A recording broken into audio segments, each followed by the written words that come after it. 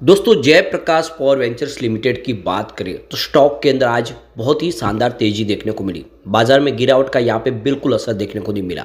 तो उसके पीछे रीज़न है कि आप देख सकते हो कि गर्मी का सीजन आ चुका है और पीक डिमांड पे होगा इस समय इलेक्ट्रिसिटी कंजम्पशन, और इसको लेकर एक बड़ी अपडेट है।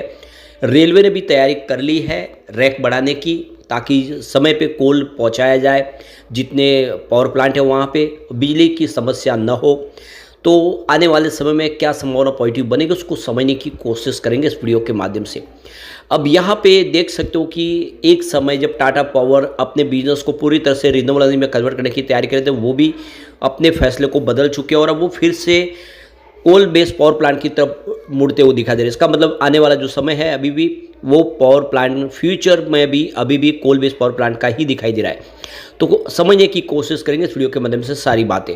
दूसरी तरफ अगर हम रिलायंस पावर की बात करें तो यहाँ पे कुछ बड़ी अपडेट निकल के आ रही है। अनिल अंबानी के ऊपर बड़ा जुर्माना लगाया है यहाँ पे हाई कोर्ट ने। यहाँ पे रिन्यूएबल एनर्जी ने इस बार रिकॉर्ड नई हाई बनाई है, माइलस्टोन अचीवमेंट किया है। लगातार रिन्यूएबल एनर्जी की कैपेसिटी बढ़ रही है, सरकार का गोल अचीव होता हुआ दिखाई दे रहा है। यहाँ पे रिलायंस पावर से संबंधित कुछ अपडेट है जिसको समझने की कोशिश करेंगे। लेकिन फ्रेंड्स उससे पहले अगर आप पहली बार हमारे चैनल पे आए तो चैनल को सब्सक्राइब कर दीजिए, एक बेल आइकॉन दबा दीजिए ताकि जब भी नया वीडियो बने पहला नोटिफिकेशन आपको मिले। वीडियो पसंद आए तो लाइक से जरूर कीजिए। चलो फ्रेंड्स वीडियो स्टार्ट करते हैं। मैं हूं आपका दोस्त SB दवे और हमारे अपने चैनल ऑनलाइन कमाई में आपका बहुत बहुत स्वागत है।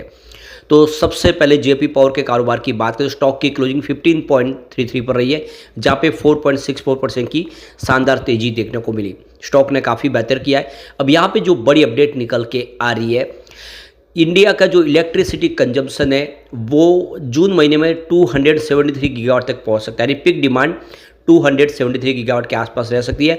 ऐसे में रेलवे ने भी अपनी तैयारी कर ली है। वो यहाँ पे करीब 470 रेल रैक डिप्लॉय करने की तैयारी कर रही है फाइनेंशियल 2026 के लिए, जिसमें पिछले साल के मुकाबले 7% ज़्यादा है।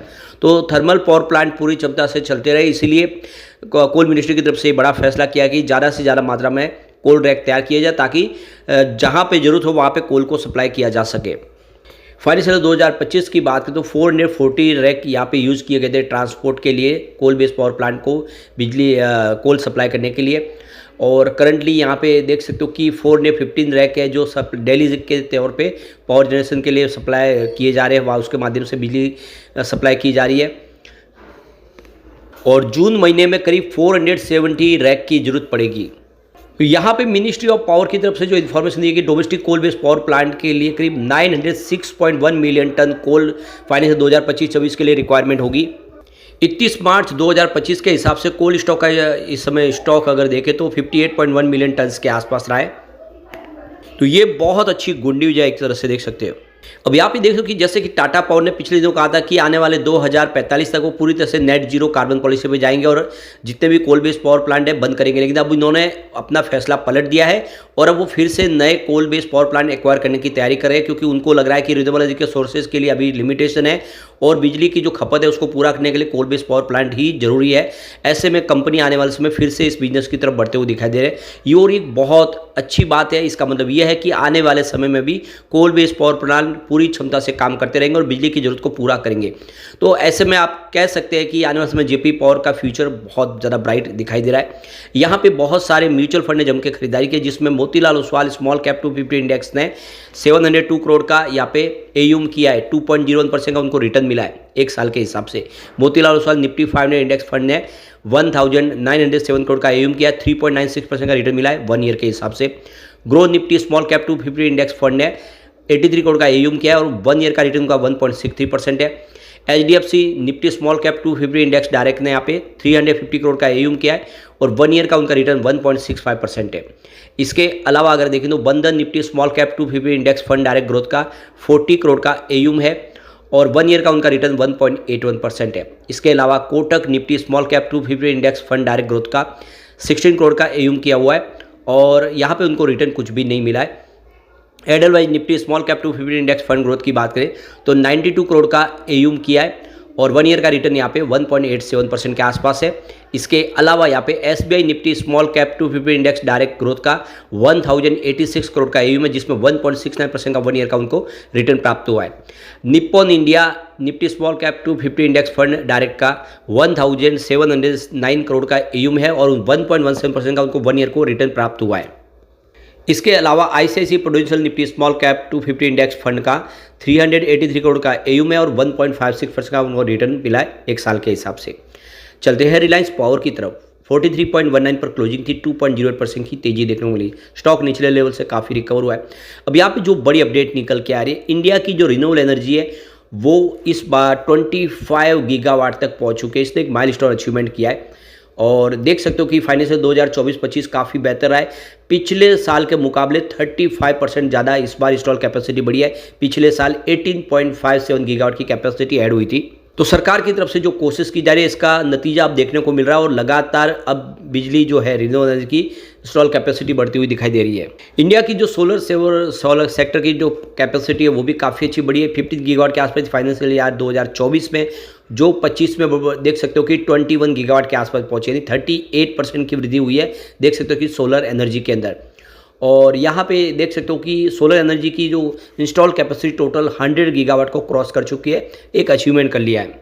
सोलर मॉड्यूल एंड मैन्युफैक्चरिंग जो है वो देख सकते हो कि यहाँ पे लगभग डबल हो चुकी है। 38 गीगावाट के आसपास थी मार्च 2024 में, जो 74 गीगावाट तक पहुँच चुके हैं मार्च 2025 में। Solar PV cell manufacturing capacity उसमें भी अगर आप देखें तो 9 गीगावाट के आसपास थी, जो बढ़ते हुए 25 गीगावाट तक पहुँच चुकी है। लगातार आप देखें तो इंस्टॉल कैपेसिटी तेज़ी से बढ़ रही है और उसके पीछे वजह सरकार की तरफ से PLI स्कीम लाई गई है और सरकार इस समय देखें तो PV मॉड्यूल्स के ऊपर 41,000 करोड़ का इंसेंटिव प्रदान कर रही है, जिसकी वजह से इस सेक्टर में एक बहुत अच्छा बूस्ट देखने को मिल रहा है। सरकार इसके अलावा ग्रीन हाइड्रोजन के लिए भी काफ़ी सपोर्ट दे रही है।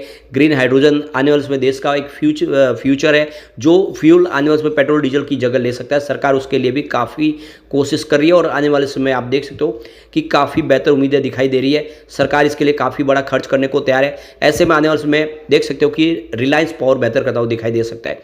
एक जो अपडेट निकल के आ रही है, अनिल अंबानी को 25,000 रुपये का जुर्माना लगाया गया हाई कोर्ट के अंदर। तो देख सकते हो कि बॉम्बे हाई कोर्ट ने उद्योगपति अनिल अंबानी के वकील द्वारा एक टैक्स संबंधी मामले में तत्काल सुनवाई की मांग को खारिज कर दिया है। कोर्ट ने न केवल इस अनुरोध को अस्वीकार किया बल्कि अनिल अंबानी पर 25,000 रुपये का जुर्माना भी लगाया। यह जुर्माना 12 अप्रैल 2022 को इनकम टैक्स विभाग द्वारा भेजे गए नोटिस को चुनौती देने के लिए जल्द सुनवाई की मांग करने पर किया गया है। अनिल अंबानी ने 27 मार्च को हाईकोर्ट में अर्जी दाखिल कर इस मामले की त्वरित सुनवाई की मांग की थी। हालांकि न्यायमूर्ति S सोनक और न्यायमूर्ति जितेंद्र जैन की पीठ ने इसे जानबूझकर जल्दबाजी करा देते हुए नाराजगी जताई थी। कोर्ट ने कहा कि यह तात्कालिक सुनवाई की सुविधा जानबूझकर अर्जित की गई है। यह केवल एक कारण बताओ नोटिस को चुनौती देने का मामला है। याचिकाकर्ता ने अंतिम समय में अदालत का रुख किया है। अब जब आकलन 31 मार्च 2025 तक सीमा समाप्त होने वाला है, इसलिए इस अनुरोध को 25,000 रुपये के जुर्माने के साथ खारिज किया जाता है। यह राशि टाटा मेमोरियल अस्पताल को 2 सप्ताह के भीतर चुकानी होगी। तो एक बड़ा झटका दिया गया है क्योंकि उन्होंने देख सकते हो कि कानून के हिसाब से देखें तो गलत काम किया है। कोर्ट का यह आदेश 27 मार्च को जारी हुआ था, जिसकी प्रति 2 अप्रैल 2025 को उपलब्ध कराई गई। याचिका की सुनवाई 1 अप्रैल को होनी थी, लेकिन अनिल अंबानी के वकील रफीक दारा ने कोर्ट को सूचित किया कि वे इसे वापस ले रहे हैं क्योंकि इनकम टैक्स विभाग ने 27 मार्च को ही संबंधित आकलन वर्ष के लिए अपना आदेश पारित कर दिया था। उन्होंने ये भी बताया कि कोर्ट द्वारा लगाया गया जुर्माना अदा किया जा चुका है। इसके बाद हाई कोर्ट ने मामले का निपटारा कर दिया। तो कुल मिला के अनिल अंबानी को एक झटका तो लगा, लेकिन अमाउंट छोटी है, उससे कोई ज़्यादा नहीं फर्क नहीं पड़ेगा और यह लोगों के भले के लिए जाएगी क्योंकि टाटा मेमोरियल हॉस्पिटल में जाने वाले जहाँ पे देख सकते हो कि कैंसर के रोगियों का इलाज होता है। लेकिन फ्रेंड्स, कोई भी इन्वेस्टमेंट करने से पहले अपने फाइनेंशियल एडवाइजर से एडवाइस ले ले या अपना खुद का रिसर्च करें, क्योंकि मैंने वीडियो आपके एजुकेशनल पर्पज़ के लिए ही बनाया। वीडियो पसंद आए तो लाइक से जरूर कीजिए और चैनल को सब्सक्राइब कर दीजिए। Thank you friends.